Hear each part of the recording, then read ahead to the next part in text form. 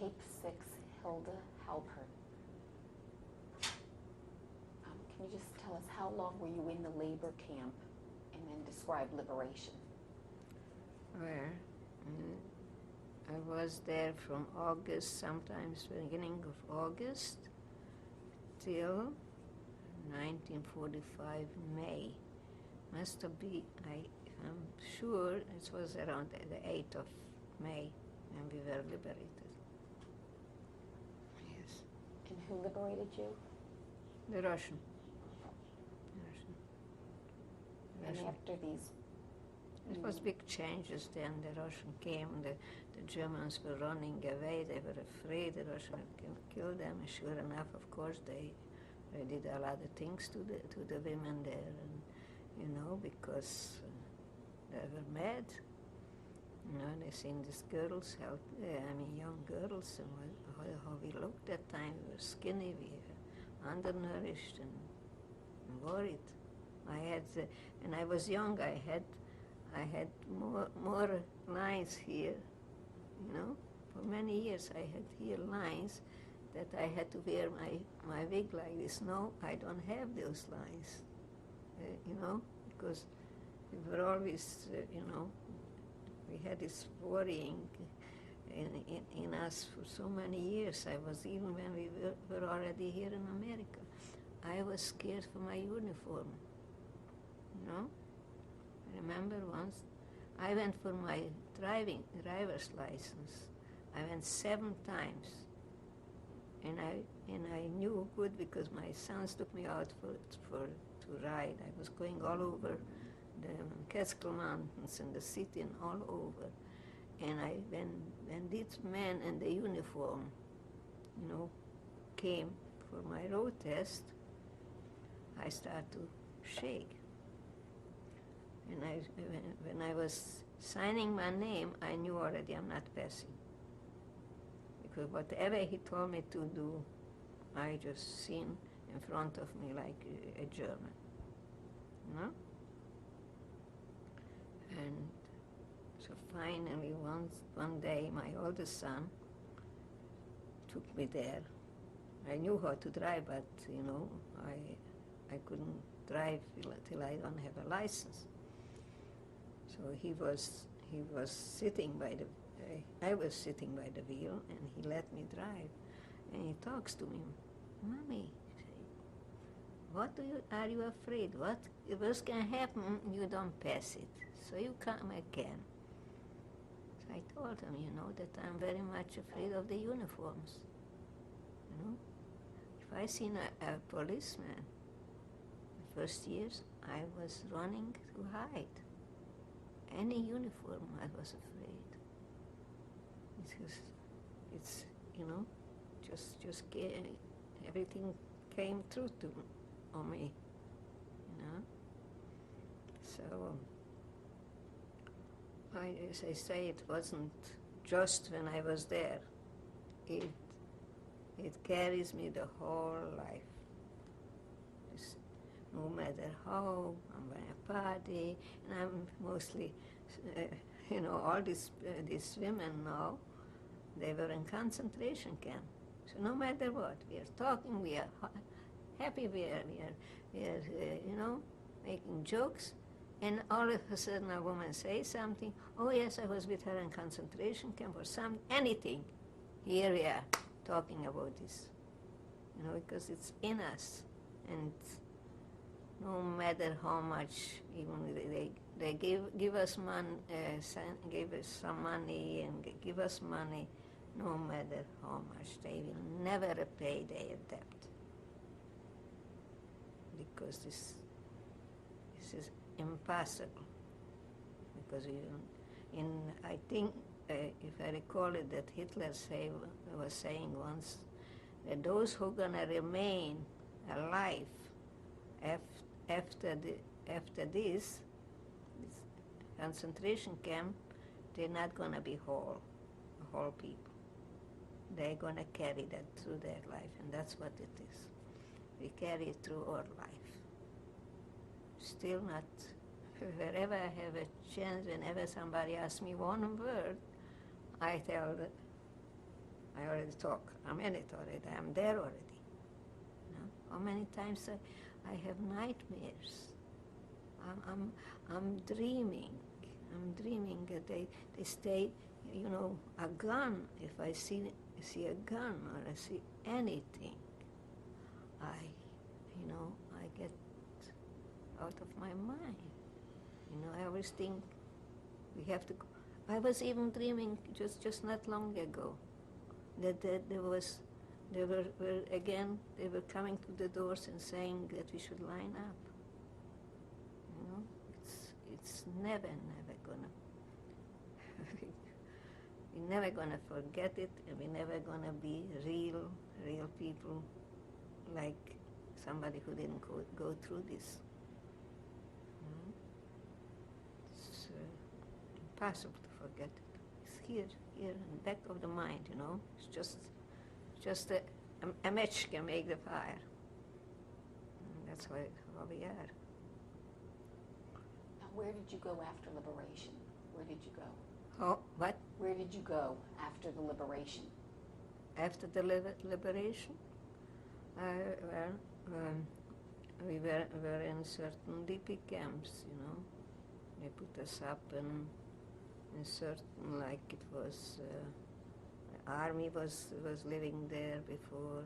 There were big buildings, you know, and they put us up.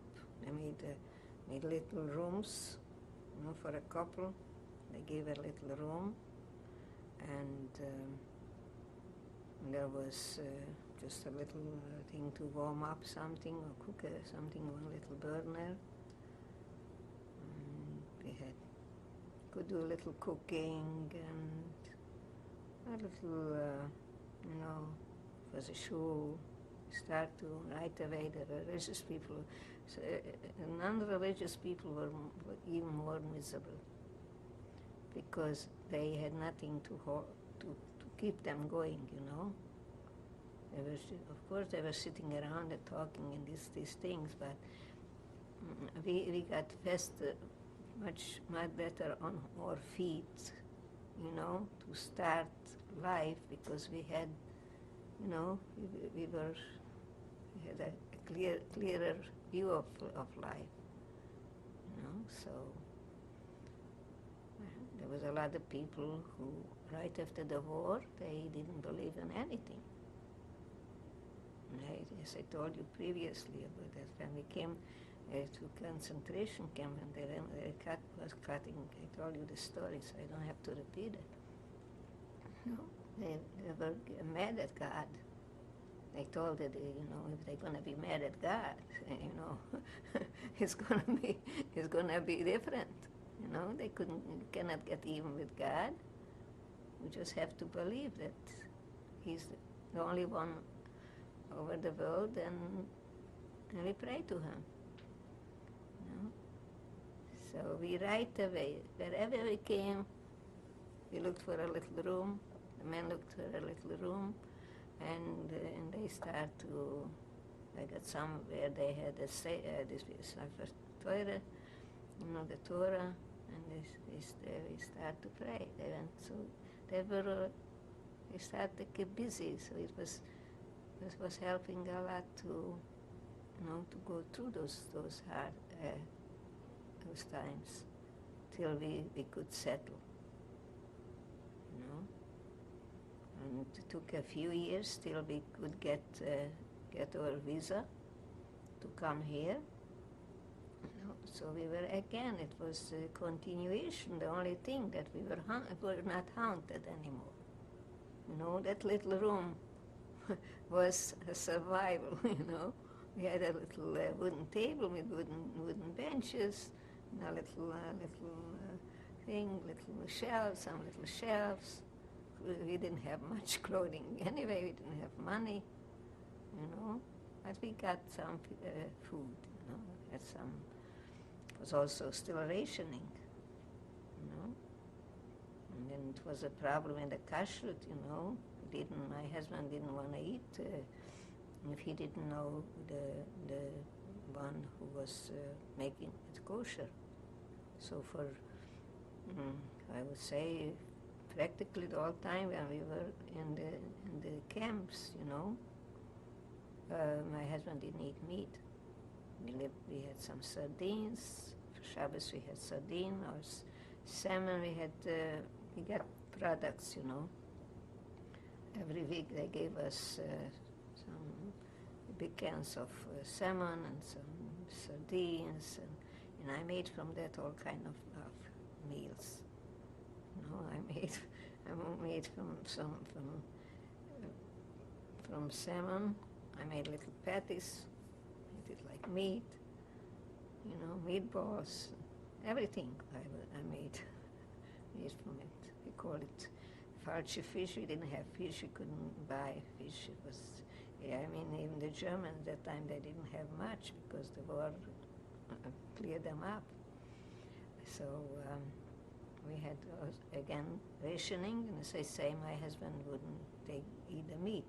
So I'm not going to take it for myself either. Whatever my husband believe in, I believe also. You know, so we didn't have meat for from 45 till 49 when we came here. You know, we came to America. So you were in the DP camp for that long? Yes. And you met your husband in the DP camp? I met my husband, yes, someplace we were concentrated, some cousins, you know, and a cousin of mine came there visiting this girl, so he came with my husband as a friend, you know, came together. And then I met him, he introduced me, and then he went away a little bit, and then we met again, and so we got married.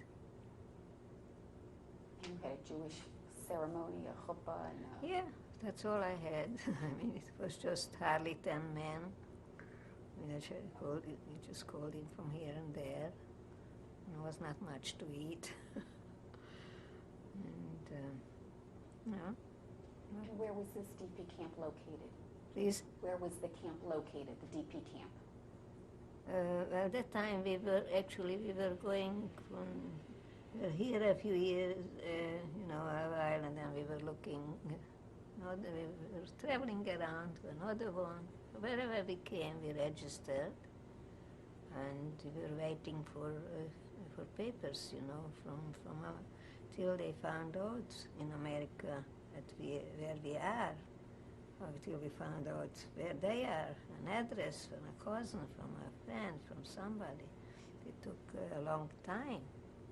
You know, they were trying to locate cousins. So if one cousin came out already to America earlier, there were some who had a sister or, you know, close family, so they could come out faster. So they came here and they say, well, there is our other cousin, and we have to send them papers. So one helped the other to find the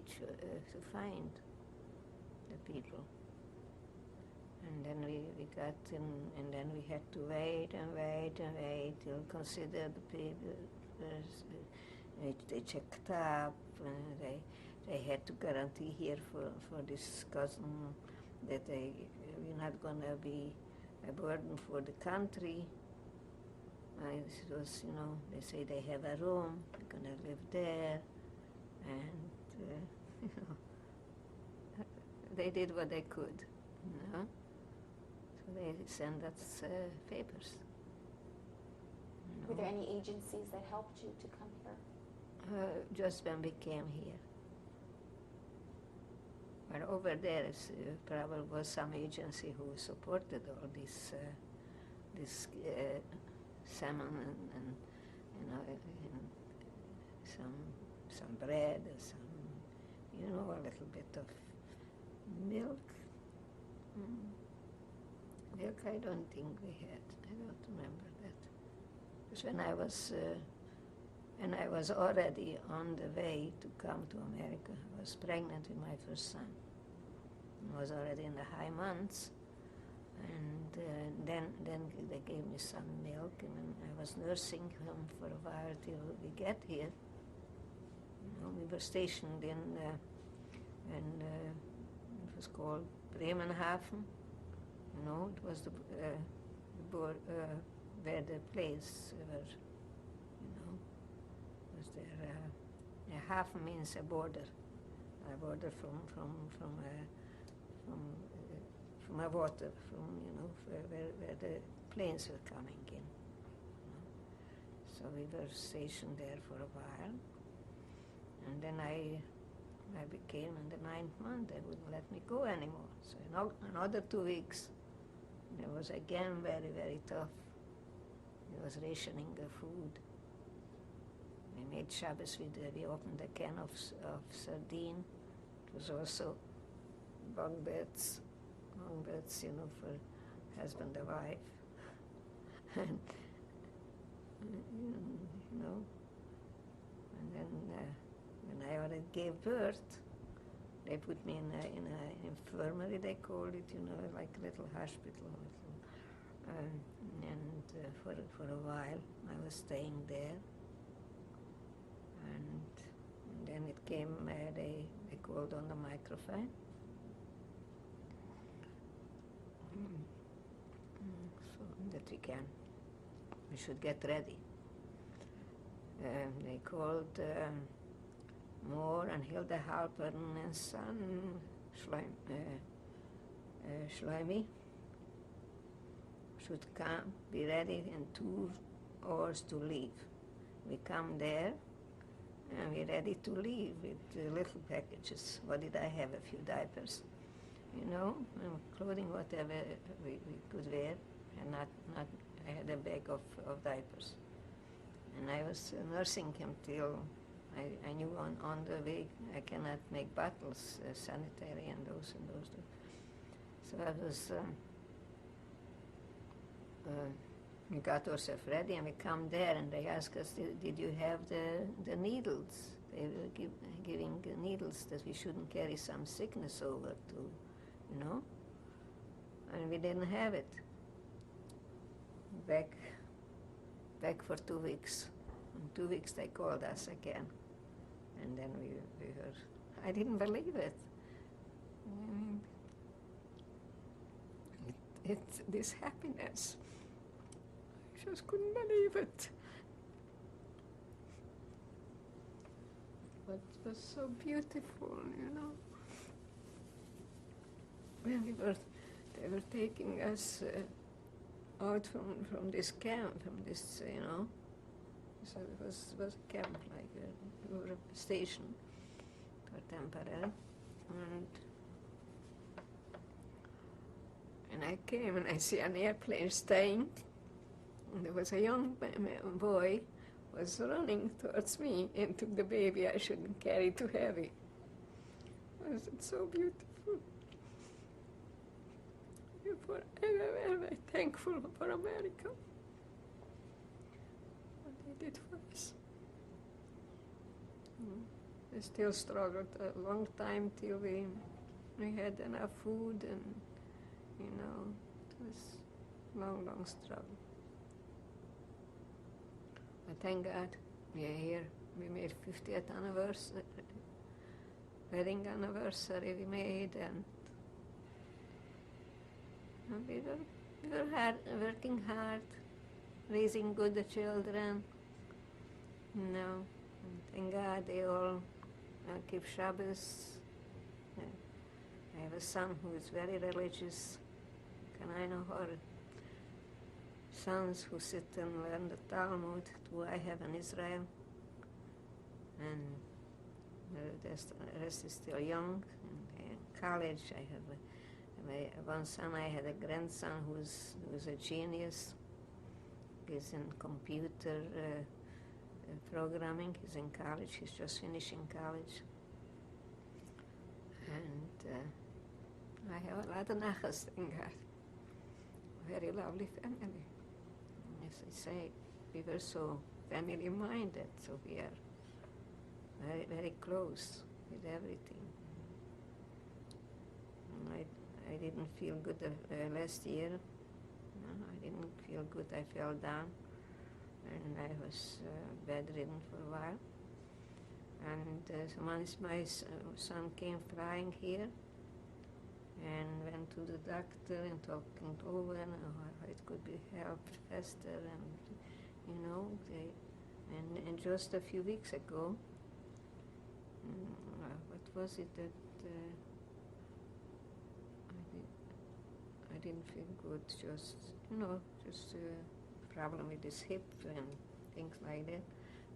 They came for 5 days just to see me. They call me a few times a week. I call them, but I rarely call them because, they have their life to live, and I don't know, they're working, and so I don't bother them. I don't want to call them certain times in the evening, so on, but they call me. So you had one child in Europe, and how many? Yeah, my children? oldest son was born in Europe, yes. And how many other children do you have? I have I have twins. My younger ones are twins. They were already born in America. I was just here just about a year when they were born here. Actually, my oldest son was 13 and a half months old, and I gave birth to my twins. There again, I was almost dead. I was pronounced dead, actually, and I came alive. That was all. I'm telling you, I had so much miracles in my life that when I gave birth, it was a twins, and it was a heavy birth, and little details, it's not interesting. So when they put me already the anesthesia, anesthesia, and so it was very hard for me to give birth for the twins. They were regular size, practically like any other children. So one was weighing 6 pounds something, and one was weighing 5 pounds and 8 ounces. They were together like 13 or whatever. And so I was okay. And they tried to wake me up, and I didn't wake up. And they checked my heart, and it wasn't working anymore. So was there a doctor who was there around, and his blood was matching my blood.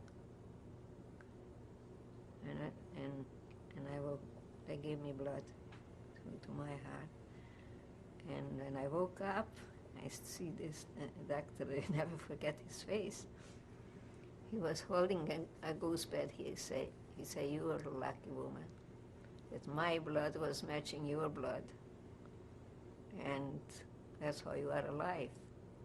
So the next day they came in about six doctors, and they called me the Wonder Mother, that I am still alive.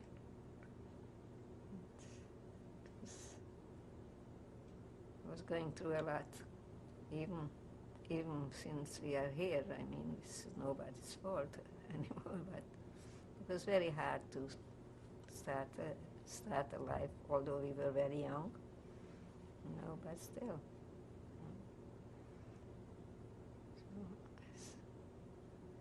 So we seen miracles because we believe that miracles are possible, that God give us, if we pray, God helps us. So. Is there any other message that you would like to give to your children or grandchildren, or to? A message I heard? If there was any message that you would like to? For my children, grandchildren, they should stay well. They should be good. They should be good citizens for America. They should always stay, keep the religion right, and that's gonna give me satisfaction till the end of my life and further. Thank you very much. tell me who's in this picture? It's my husband and me. When was this picture taken? I cannot recall exactly when it was taken. It was taken, I think, in Ulm. In Ulm by a private photographer. It must have been, let's say 45, maybe in 47, something like that. Who is in this picture? This picture is my husband and myself, and was taken in 1971 by my son's wedding. Where? In Brooklyn. Who is in this picture? Well, this is my husband and myself, and was taken on October 23, 1995. This was taken on our 50th wedding anniversary. My sons gave me a party. They arranged it and they paid for it, and I have very lovely children. Where did it take place? It was in Brooklyn. Can you tell us who is in this picture? This picture is from left to right. My grandson Shmuley, my husband Mor Halpern, Woodle, my granddaughter. In front of her is my granddaughter Chaya Surele. Now, continue on the back row, my son Abraham. Next to him is his son Naftali Tzvi. Next to him,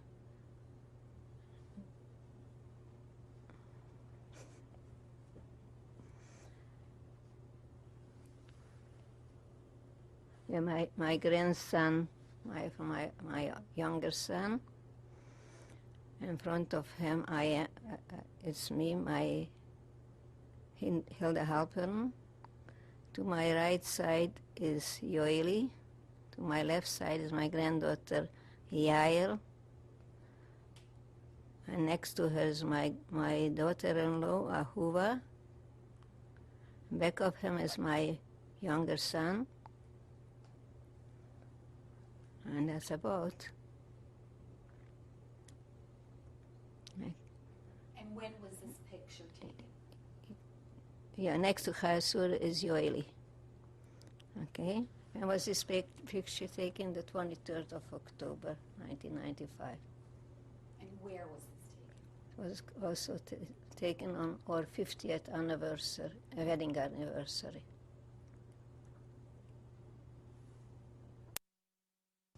Okay, can you tell us about this picture? Yes, this picture was my first picture I painted here in Florida. When we moved in about 2 years later, it was in 1986 about, you know. This is, I picked this in a library. It was from an artist, I cannot recall his name.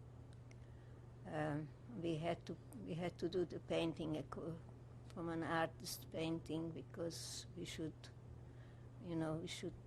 be able to see the proportions and the colors. But of course, I changed it also a little bit.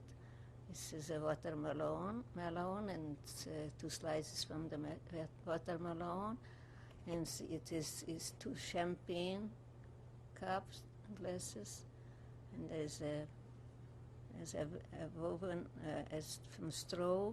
It is made this what it holds the leaves, And next to it is a little plate of peaches and lime, and suppose some apricots. And I'm proud of this, and I continue painting, and hope God is willing till I can manage to paint. I have many paintings. What I did, I started to paint as soon I could get to little. As soon I had a little time when my children grew up a little bit.